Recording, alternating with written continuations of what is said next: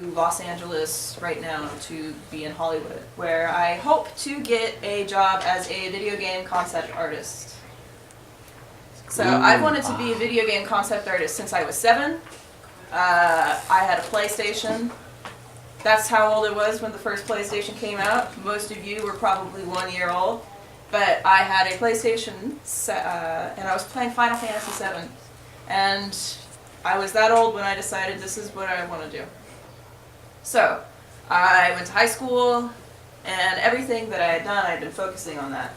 So in high school, I was like, well, I want to be a video game concept artist. I should probably learn how to draw. So I focused on that. Then I realized that I would probably need to go to a college that would support that degree, but art school is really stupid expensive. So I worked in a way where I would be able to not pay for it at all. Somebody else paid for it for me. Great. So then I graduated, and I'm like, if I want to work for the company that made Final Fantasy VII, I should probably learn how to speak Japanese. So then I went to Japan, and I learned Japanese. Hai, nihongo o hanashimasu yo. Da-da-da. And now I am moving to Los Angeles, where there's a big influx of game jobs and people there who I can network with. Right now I'm actually part of an organization that's called Women in Video Games International, which specifically works with women to help them get jobs in the video game industry and help them maintain those jobs. So I actually am working under a mentor right now who, funny enough, is a Japanese woman, and every week I have a Skype call with her. I send her my work, she shows it to her peers, they give me critique and tell me what I should do next. Basically set me up for employment. In the meantime, she's contacting people at companies that she's worked for, which include Square Enix, the company who makes Final Fantasy games, Blizzard, who's done World of Warcraft, the company that did God of War. I mean, the company will lose me right now, but she's actually showing my work to these people, and they're giving me feedback, so that's really exciting. And she thinks that, she's pretty confident that I'll be able to have a job in 4 months. Wow. So I'm like, this costs. What are some of what's some of the feedback you've been hearing? A lot of the feedback is, yes, you can draw, and that's very nice. You're just not drawing the right things right now. I see. So what I'm about to show you is what I showed her, and her response that she got was that hilariously, I should do more fan art, which I thought was really strange. But I guess for video game concept artists, they want to see how you can take a character that already exists and transform it into your own. And another thing, she wanted my characters to be more expressive, which was also interesting because when I look at concept artist portfolios, usually their stuff is, you know, like kind of standing in a straight position and not moving so much, because concept artists create concept work to hand to the 3D artists who are going to model it in 3D, so you can't have them like have crazy faces or whatever. But she told me that yes, I do need to do that, so I will. And otherwise, she just told me to make a list of companies that I want to apply to and start finding out who works there, and basically annoying them until they give me a job. Which, you know, it's going to be a lot of time on the phone, but I don't know. Does anyone think that digital art was hogwash and bullocks and crap? But I got over it, and now I work almost primarily digitally. It's faster. It's what everybody in the industry does. All the game artists do use digital art. Just because it's faster and there's less steps. But first of all, when I was in the Kansas City Art Institute, I actually graduated with a degree in animation. I was trained traditional animation, 2D, hand-drawn, 24 drawings for 1 second. And that's, so I was drawing a lot, drawing all the time. So what's really good about that is that now I'm really fast. And this painting is Adobe Photoshop. Probably took me about 2 hours to do the entire thing. So, yeah. And this is starting from just a blank white. Like, this isn't a photographic manipulation, it's painting. This is Just to kind of give us a sense of how your work process, do you use like a digital pad, like a drawing yeah, I pad, have a tablet. a tablet, so that gives you kind of that manipulation of a pencil or brush. Right. I have a tablet and I have a Cintiq The Cintiq is one of those really big drawing screens. They're actually screens that you draw directly onto, so there's not as much translation. It's just like you're drawing on paper. That was my graduation present from college, so I love those, and I feel like Lebanon should have one.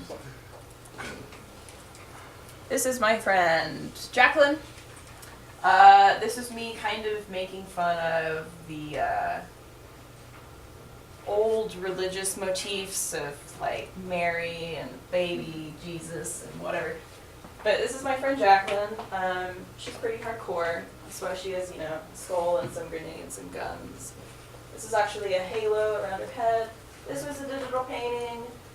Took me a little longer because I was playing with the setup. A lot of my stuff is also really graphic design oriented because I was actually in yearbook when I was here. And I was really competitive about being in yearbook when I was here. So I incorporate a lot of graphic design elements into what I'm working on. This is a friend from Japan. It's Tori. Digital painting, nothing special. This one's actually maybe about 1.5 years old. It's not as good as my other ones, but being able to draw people that aren't of your own race is really good. Because you might not think about it, but you probably, if you're white, you're going to draw mostly white people. And that's not good, so stop. This is my friend Kathleen. Just a generic painting. This is all Adobe Photoshop, starting from blank white, just painting onto it. And then this will be my boyfriend, Andy. When you draw, do you start with like a skeleton and start just drawing structure, kind of like a traditional portrait, and then build color and texture? I actually, now when I'm painting, if I'm drawing I'll do that, but if I'm painting I start with color. Okay. I just have, I actually have this specific brush I use that's just like a huge fat rectangle, and then I just basically like throw big old color blotches onto it, and then use the tonality to kind of define the shapes. It's a lot more abstract than my work when I'm drawing. But also it's Photoshop, so if you do one and you look at it and you go, ooh, you just Control Z and you're out of it. Sure. So it's a lot less committal. Do you use a lot of layers?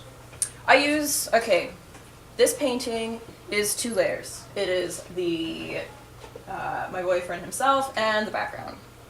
So I only ever work on, when I'm painting, I only work on 1 layer most of the time. Like for this one, I think there will be like another layer on top that is literally just like some hair pieces. Because I was trying to get really specific with those. I didn't want to mess up what I had painted under it. These are just study paintings. This is where I'm just looking at photographs and painting what I'm seeing. I hate environments, but it's a skill that I need to have. So this is a practice. This one probably, when I'm studying, I'll spend a lot longer time. I'll go with this one. It's probably 3 to 4 hours. And that's because I don't really know what I'm doing. That's why I'm doing a study.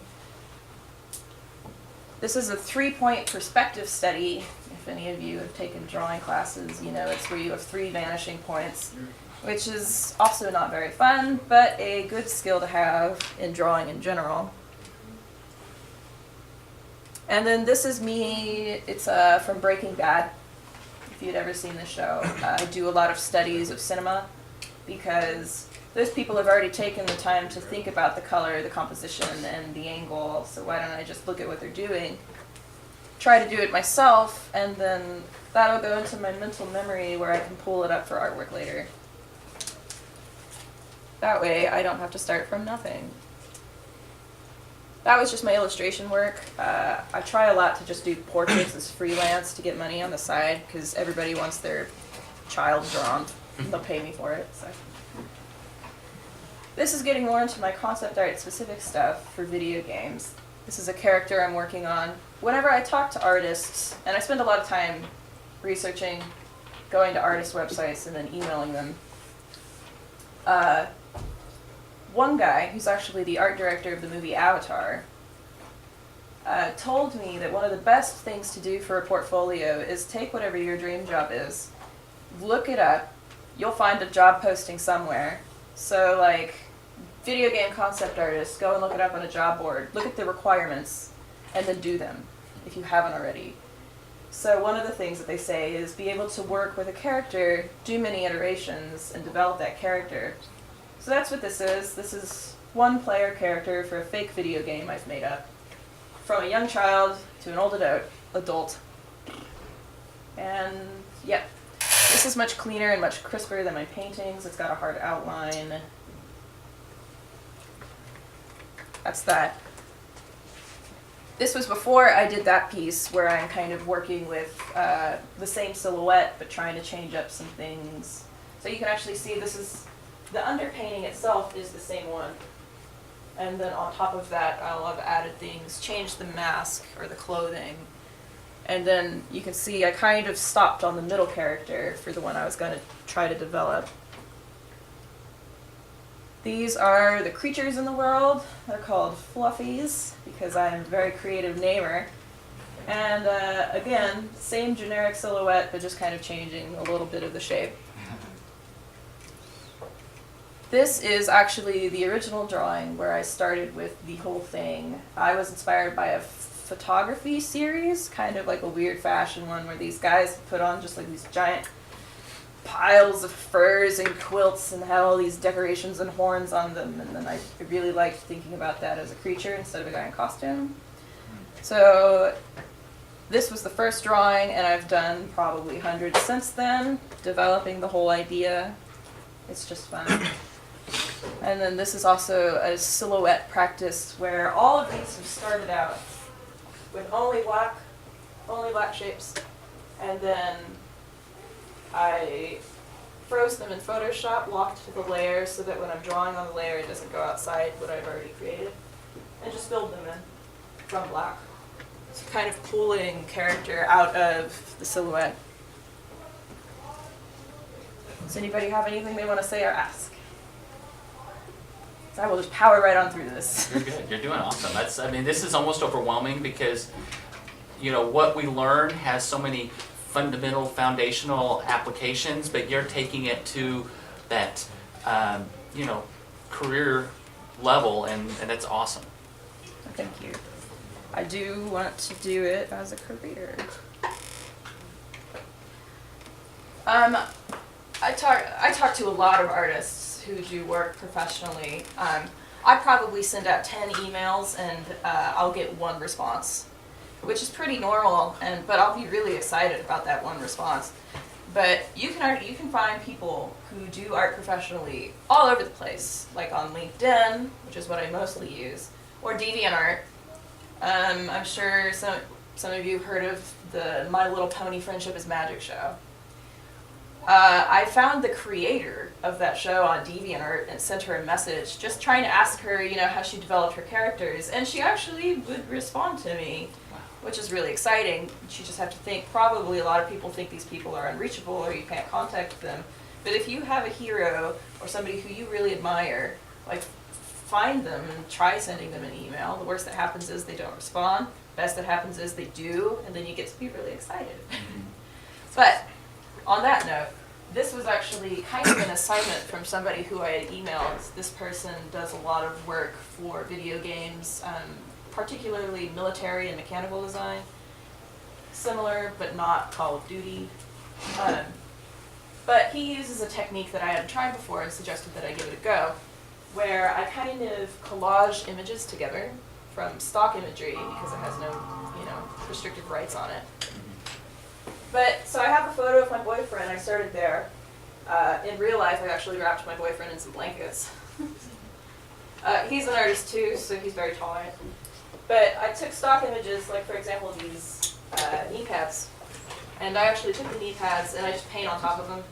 The boots, different image, paint on top of them. Shotgun. Okay, we own the shotgun. The pads and stuff. And paint on top of it. So basically it's like a really elaborate collage technique. But it's what a lot of people do who are in the video game industry because they have to create work so quickly that any shortcuts that you can take are good and no one cares if you've done them. So some people have a lot of opinions about tracing, like tracing photographs and then just using that. But people who do it professionally have told me, we all do that all the time, it's totally fine. So go for it. Cheat. You can always scale things and manipulate them. This is just another character development exercise. This was trying to do more subtle changes of outfits. This isn't very exciting, but is a good portfolio piece for me. So that's why it's there. And then this one is going to be just military silhouettes. You can see I've started out. One thing that I'll do is that I'll start out with my own photo and take that into Photoshop. And so that was a paint over. I just painted over the details of the photo. Started from there, and then basically I've just added more backpacks and guns to the background. Which sounds really boring and not very exciting, but I mean, that looks pretty cool. Mm-hmm. And to somebody who's looking at my portfolio, is a good skill that they can use. I'm just mimicking things that I've seen from other people.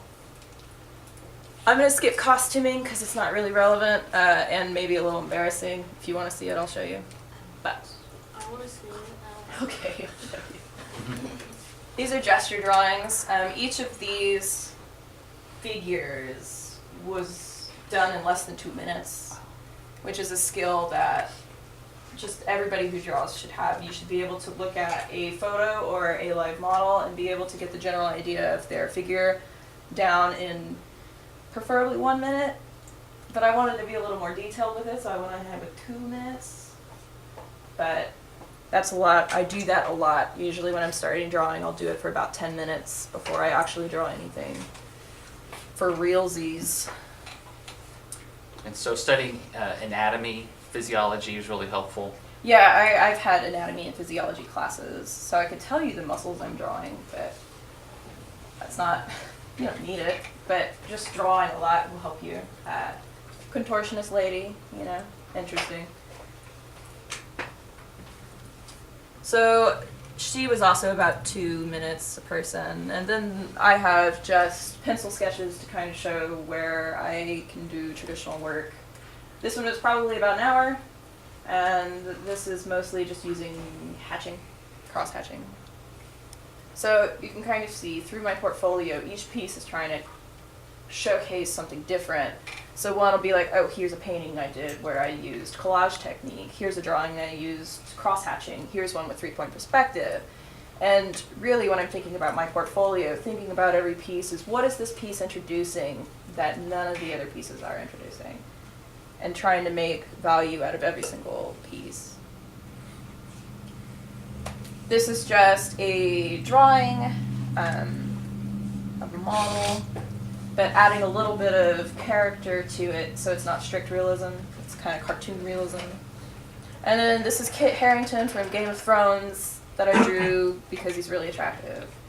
But this one I kind of tried to focus on like subtly hinting at muscle groups and showing my knowledge of anatomy. So that's the general gist of it. Then I have a sweet About Me page, but somebody said they wanted to see my costume, so here we go. Wow. This is all cardboard. Halo, for those of you who know, is a game I really like. But costuming is really fun for me because I like creating characters and clothing, and I feel that it helps inform my drawing whenever I can create things in real life and in 3D.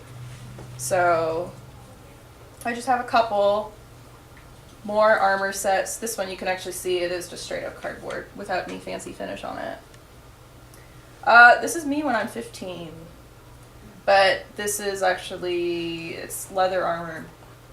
And physically making the things has really informed drawing them because now I can think about, like, if I was putting this armor piece here, how would it actually stay on? Or whatever.